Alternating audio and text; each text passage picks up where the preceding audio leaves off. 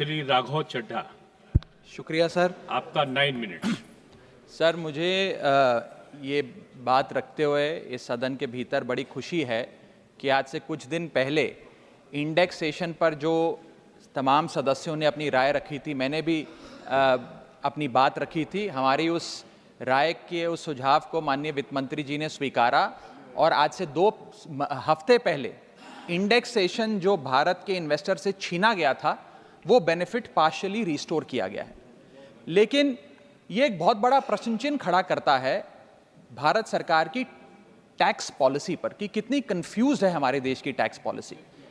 23 जुलाई 2024 को आप कहते हैं कि हम भारत के इन्वेस्टर से इंडेक्सेशन वापस ले रहे हैं और ठीक 2 हफ्ते बाद 6 अगस्त को कहते हैं नहीं नहीं नहीं वापस नहीं ले रहे, इनको वापस पहुंचा रहे हैं। ये दिखाता है कि जब आप बिना सोचे समझे या किसी अर्थशास्त्री की राय पर नहीं, जिन लोगों को अर्थशास्त्र के बारे में जानकारी नहीं है उनकी राय पे अगर बजट बनाएंगे तो इसी प्रकार के फ्लिप फ्लॉप्स देखने को मिलेंगे। सर, मैं बताना चाहता हूं कि इंडेक्सेशन को भारत के निवेशक से छीनना उसकी कमर तोड़ने जैसा है।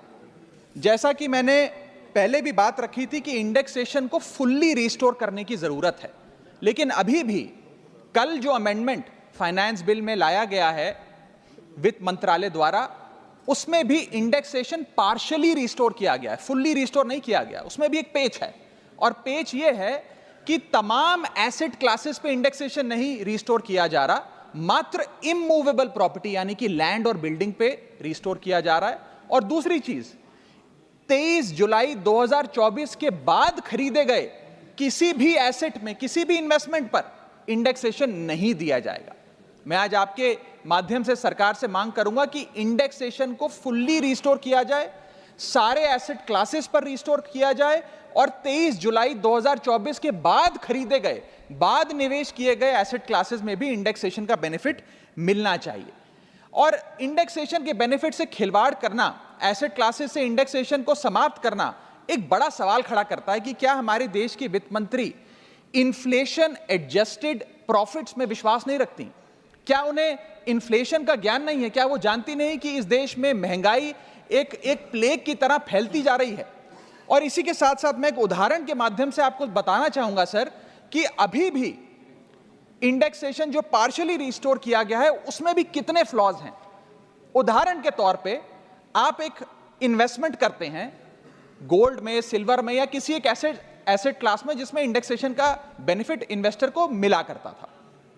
आपने 1 करोड़ का इन्वेस्टमेंट एसेट ए में किया 31 मार्च 2001 को और उसके ठीक अगले दिन 1 अप्रैल 2001 को एसेट बी में भी 1 करोड़ का इन्वेस्टमेंट किया। वो दोनों एसेट 7% CAGR के हिसाब से, कंपाउंडेड एनुअल ग्रोथ रेट के हिसाब से बढ़ते रहे और आज वर्ष 2024 में उन दोनों इन्वेस्टमेंट्स की आज वैल्यू 5 करोड़ रुपए ईच है। अब आप ये दोनों एसेट ए और एसेट बी बेचते हैं बाजार में वर्ष 2024 में और दोनों पे अलग अलग टैक्स आपको देना पड़ता है। ये मैं आपके सामने दर्शाना चाहता हूं। जब आप एसेट ए बेचते हैं जो आपने 31 मार्च 2001 को खरीदा यानी कि 1 अप्रैल 2001 से पहले, तो आपको इंडेक्सेशन का फायदा मिलेगा। यानी कि आपका सेल प्राइस होगा 5 करोड़, आपका परचेस प्राइस है 1 करोड़, लेकिन इन्फ्लेशन एडजस्टेड परचेस प्राइस आपका 3 करोड़ 63 लाख माना जाएगा। यानी कि 5 करोड़ माइनस 3 करोड़ 63 लाख, आपका प्रॉफिट हुआ 1 करोड़ 37 लाख। उस 1 करोड़ 37 लाख पे 20% के हिसाब से आपको 27,40,000 रुपए टैक्स देना पड़ेगा अगर आप एसेट ए बेचते हैं। लेकिन जब आप एसेट बी बेचते हैं जिस पे आपको इंडेक्सेशन का फायदा नहीं दे रही सरकार, क्योंकि वो आपने अगले दिन दूसरे वित्तीय वर्ष यानी कि 1 अप्रैल 2001 को खरीदा, तो आपकी सेल प्राइस है 5 करोड़, आपकी परचेस प्राइस है 1 करोड़, आपका मुनाफा हो गया 4 करोड़ का और 4 करोड़ पे 12.5% के हिसाब से आपको टैक्स देना पड़ेगा जो कि है 50 लाख रुपए। यानी कि एसेट ए जो आपने 31 मार्च को खरीदा 1 करोड़ का, 31 मार्च 2001 को, और आज आप उसे 5 करोड़ का बेचते हैं तो आपको मात्र 27 लाख रुपए इनकम टैक्स देना पड़ता है। लेकिन जो अगले दिन आपने 1 करोड़ रुपए का निवेश किया 1 अप्रैल 2001 को और उसको 2024 में बेचते हैं तो उस पर 50 लाख रुपए का टैक्स देना पड़ता है। सिर्फ एक दिन के भीतर आपका टैक्स लायबिलिटी 27 लाख से बढ़कर 50 लाख हो जाती है। यह है इंडेक्सेशन का खेल। इसलिए मैं सरकार से अनुरोध करूंगा कि इंडेक्सेशन को सारे एसेट क्लासेस पे रिस्टोर करना चाहिए और कोई कट ऑफ डेट 23 जुलाई के पहले खरीदा गया एसेट और 23 जुलाई 2024 के बाद खरीदा गया एसेट, इस प्रकार की कट ऑफ डेट नहीं होनी चाहिए। Sir, inflation is taxation without legislation. महंगाई वो दीमक है जो हमारे देश को खा रहा है, इसीलिए हम इन्फ्लेशन एडजस्टेड रिटर्न्स पे इनकम टैक्स लगाते हैं। और अगर हम ये सोच रहे हैं कि कल की जो अमेंडमेंट हुई इससे रियल एस्टेट मार्केट में को बड़ा उछाल आ जाएगा, तो ऐसा नहीं आने वाला सर। आज हमारे होम बायर्स हो या इन्वेस्टर्स हो, वो रियल एस्टेट खरीदने से बचेंगे, क्योंकि 23 जुलाई 2024 के बाद खरीदा गया जो भी एसेट है उस पर तो इंडेक्सेशन मिलेगा नहीं। आपने मात्र 23 जुलाई से पहले खरीदे गए एसेट्स पे इंडेक्सेशन दिया। और इसी के साथ साथ एक बहुत बड़ी रीसेल मार्केट हिंदुस्तान में है रियल एस्टेट की, क्योंकि हर व्यक्ति नया घर नहीं खरीद सकता, इसलिए रीसेल होती है। रीसेल मार्केट में भारी गिरावट देखी जा रही है। जब मकान बिकेंगे नहीं तो रेंटल इनकम बढ़ेगी।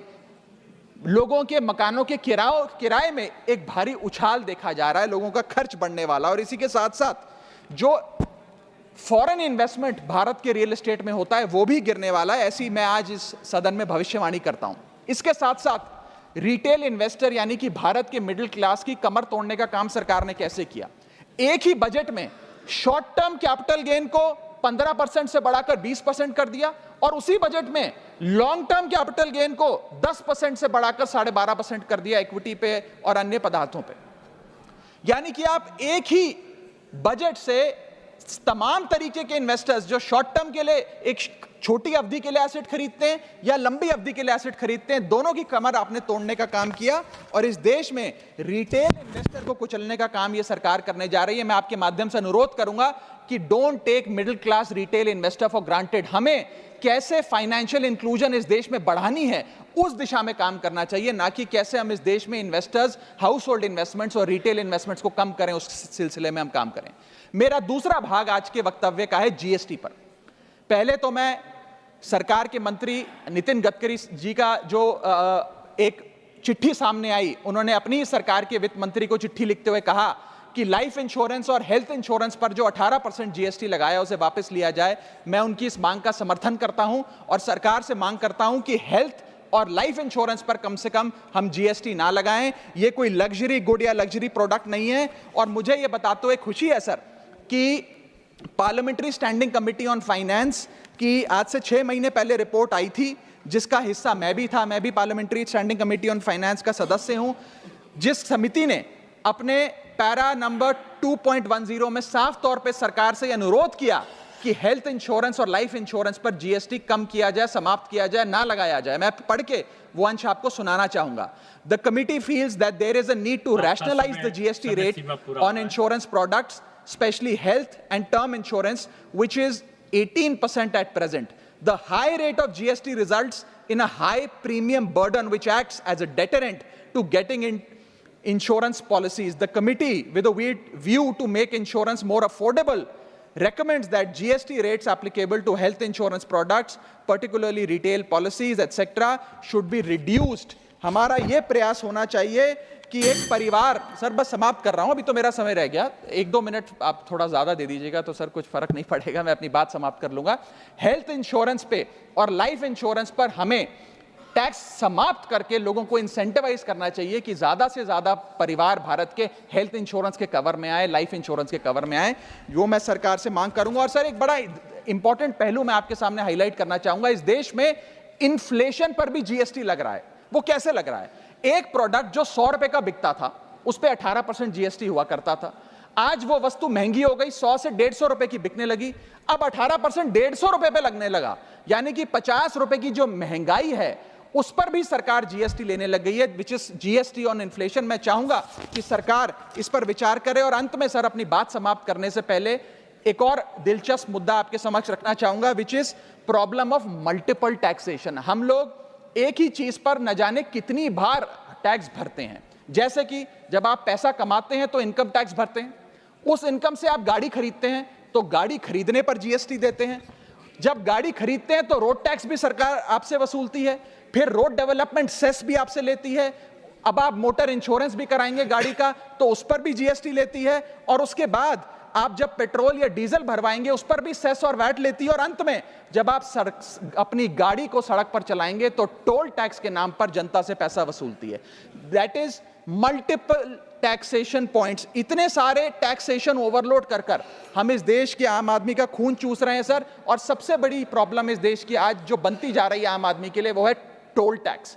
सांसद और मंत्री को टोल टैक्स नहीं देना पड़ता, हमें छूट है टोल टैक्स से, लेकिन इस देश के आम आदमी को हर जगह टोल टैक्स देना पड़ता है। एक रिपोर्ट के मुताबिक हाईवे पे 2 रुपए प्रति किलोमीटर का टोल टैक्स इस देश के आम आदमी को भरना पड़ता है। और अंत में अपनी बात खत्म करूंगा मैं एक कविता सुनाकर, थोड़ा सा सर और इंडल्जेंस चाहूंगा। और इस टैक्स रिजीम के बारे में 4 पंक्तियां लिखी हैं सर, मैं आपके सामने पेश करना चाहूंगा।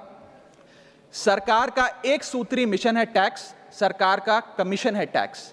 जगने पे टैक्स, सोने पर टैक्स, हंसने पर टैक्स, रोने पे टैक्स, खाने पे टैक्स, पीने पे टैक्स, बच्चों की पढ़ाई पे टैक्स, बुजुर्गों की दवाई पर टैक्स, फसलों की बुआई पे टैक्स, ट्रेन और यात्रा हवाई जहाज पर टैक्स, खरीदने पर टैक्स, बेचने पे टैक्स, फैलने पे टैक्स, समेटने पे टैक्स, सड़क पे टैक्स, आसमान पे टैक्स, गाड़ी पे टैक्स, मकान पे टैक्स, सपनों पर टैक्स, अरमान पे टैक्स, खुशी पर टैक्स, मुस्कान पर टैक्स, दिन रात की गाड़ी कमाई पर टैक्स, किताब पर टैक्स, सियाही पर टैक्स, सब्जी पर टैक्स, मिठाई पर टैक्स।